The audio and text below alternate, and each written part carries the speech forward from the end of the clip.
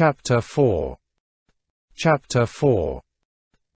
Forms assumed by suffering during sleep.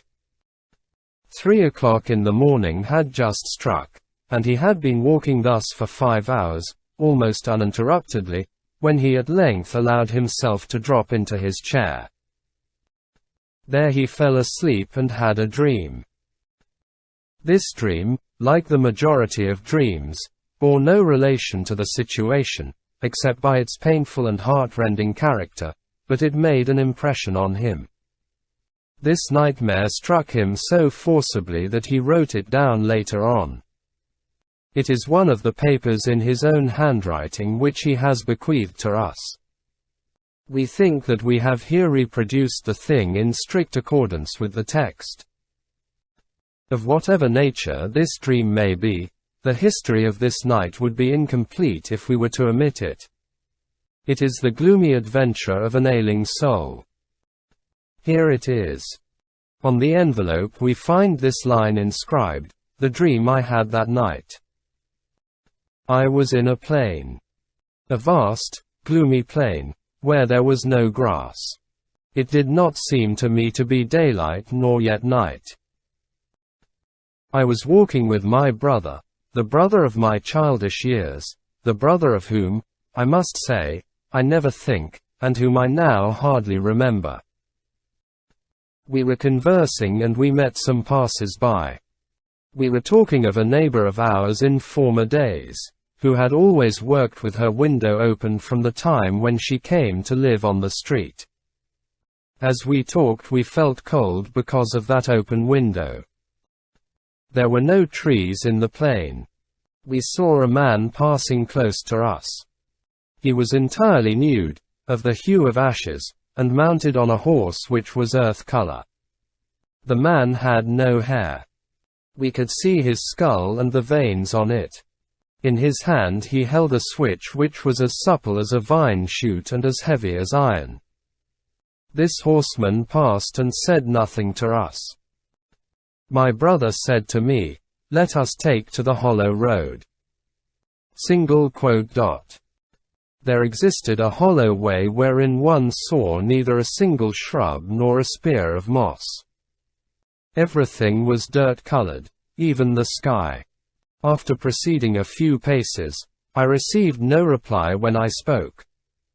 I perceived that my brother was no longer with me. I entered a village which I espied. I reflected that it must be Romanville. Opening parenthesis. Why Romanville? Closing parenthesis. The first street that I entered was deserted. I entered a second street. Behind the angle formed by the two streets, a man was standing erect against the wall. I said to this man, "What country is this? Where am I?" The man made no reply. I saw the door of a house open, and I entered. The first chamber was deserted. I entered the second. Behind the door of this chamber a man was standing erect against the wall. I inquired of this man, "Whose house is this? Where am I?" The man replied not. The house had a garden. I quitted the house and entered the garden. The garden was deserted. Behind the first tree I found a man standing upright. I said to this man, "What garden is this? Where am I?" The man did not answer. I strolled into the village, and perceived that it was a town. All the streets were deserted, all the doors were open. Not a single living being was passing in the streets, walking through the chambers or strolling in the gardens. But behind each angle of the walls, behind each door, behind each tree, stood a silent man. Only one was to be seen at a time. These men watched me pass. I left the town and began to ramble about the fields. After the lapse of some time I turned back and saw a great crowd coming up behind me. I recognized all the men whom I had seen in that town. They had strange heads. They did not seem to be in a hurry, yet they walked faster than I did. They made no noise as they walked. In an instant this crowd had overtaken and surrounded me. The faces of these men were earthen in hue. Then the first one whom I had seen and questioned on entering the town said to me, "Whither are you going? Do you not know that you have been dead this long time?" I opened my mouth to reply, and I perceived that there was no one near me. He woke. He was icy cold. A wind which was chill like the breeze of dawn was rattling the leaves of the window, which had been left open on their hinges. The fire was out. The candle was nearing its end.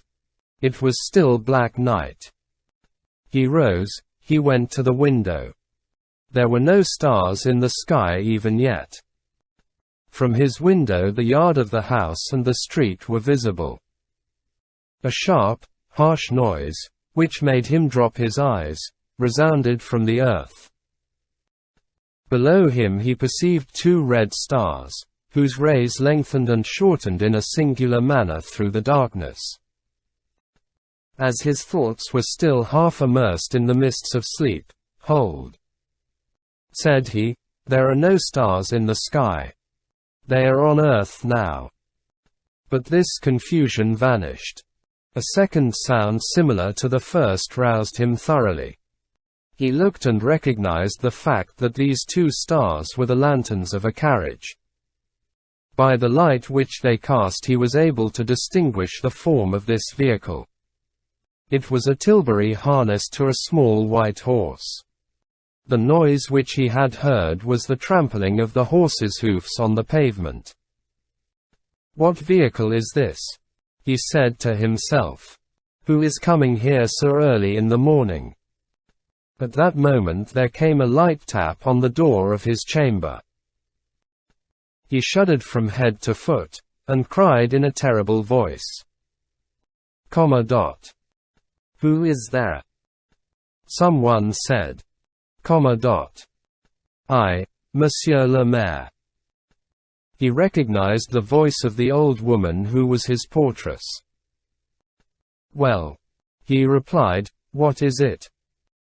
"Monsieur le Maire, it is just 5 o'clock in the morning." "What is that to me?" "The cabriolet is here, Monsieur le Maire." "What cabriolet?" "The tilbury." "What tilbury?" "Did not Monsieur le Maire order a tilbury?"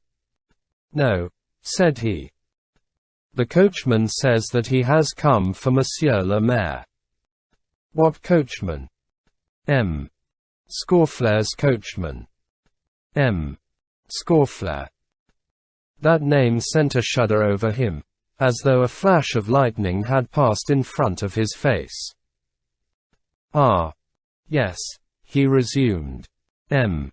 Scaufflaire. If the old woman could have seen him at that moment, she would have been frightened. A tolerably long silence ensued. He examined the flame of the candle with a stupid air, and from around the wick he took some of the burning wax, which he rolled between his fingers.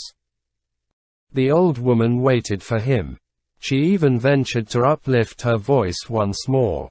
"What am I to say, Monsieur le Maire? Say that it is well, and that I am coming down."